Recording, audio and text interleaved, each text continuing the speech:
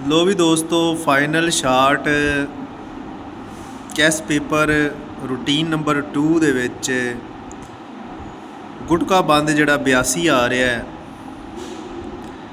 ਇਹ ਸਾਰੇ ਦੋਸਤ ਦੇਖ ਲੈਣ।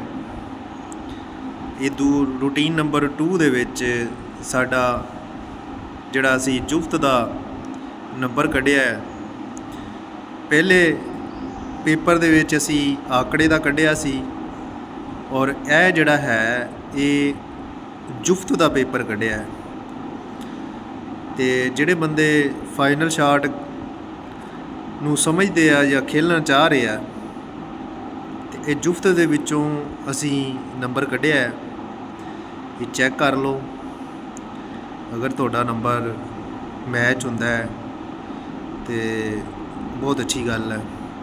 ਮਜ਼ੀਦ ਜਿਹੜਾ ਇੱਦਾਂ ਦੀਆਂ ਵੀਡੀਓ ਵਾਸਤੇ ਸਾਡਾ ਚੈਨਲ ਸਬਸਕ੍ਰਾਈਬ ਕਰੋ। ਅਸੀਂ ਤੁਹਾਡੇ ਵਾਸਤੇ ਮਜ਼ੀਦ ਅੱਛੀ ਡਿਟੇਲ ਲੈ ਕੇ ਆ ਰਹੇ ਹਾਂ ਤੇ ਤੁਸੀਂ ਖੁਸ਼ ਹੋ ਜਾਓਗੇ।